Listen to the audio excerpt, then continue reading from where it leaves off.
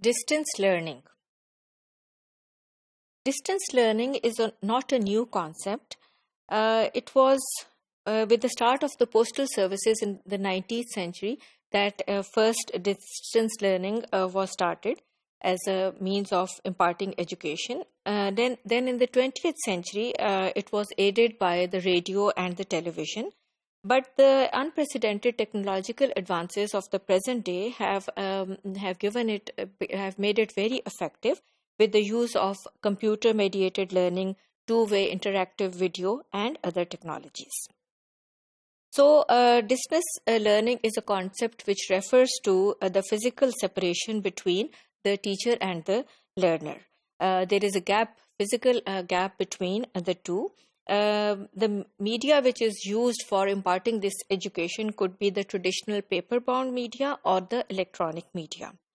However, the media is not the critical point. What media is being used to impart distance learning and education is not the critical point here because the principles for teaching and learning remain the same.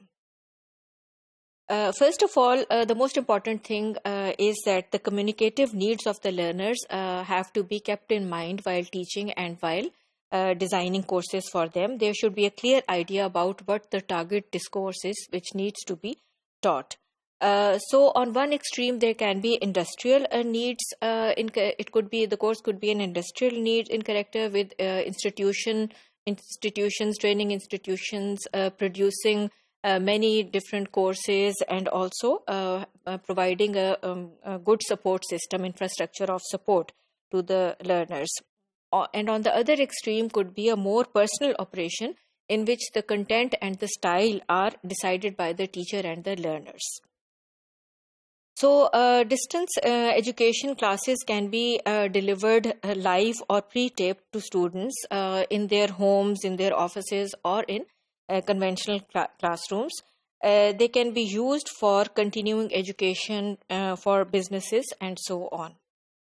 The way they are imparted could be synchronous, asynchronous, or open learning. Asynchronous courses in distance learning, they happen in real time, meaning that the people are interacting with each other in real time.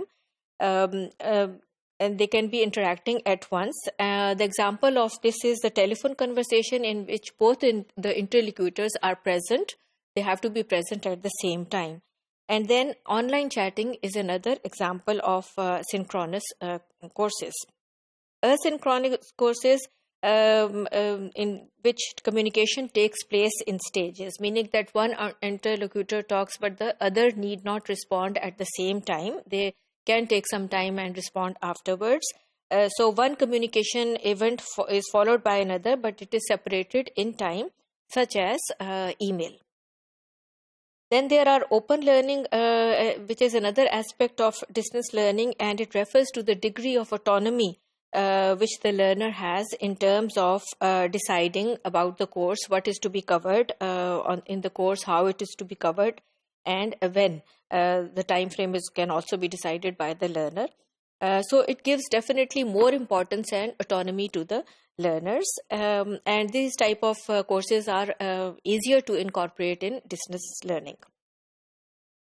Distance learning has become very popular lately, mainly because the cost of delivering quality education has increased, and with limited resources, it becomes a problem to build specialist facilities for taking conventional classes. Hiring of faculty has become very expensive. Specialist faculty is very expensive to hire and not always available. Then curricula of universities has expanded and very many different courses have to be taught.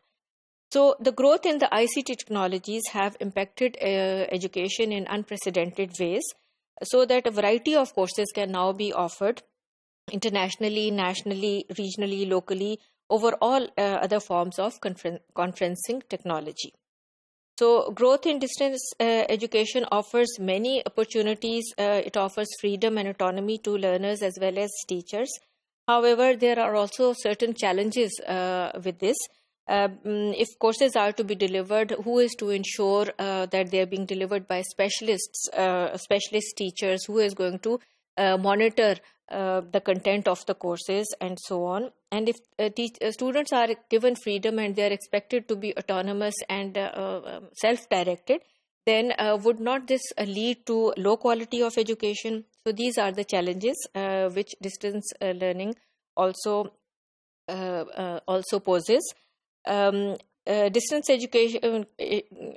education gives opportunities to learners for a lifelong learning. So in this way, we can see it is a very innovative way of teaching in which anybody, anywhere, and at any age can learn. There are two aspects of distance education, as pointed out by Euler. He says how it can change our approach to learning and how it can change us.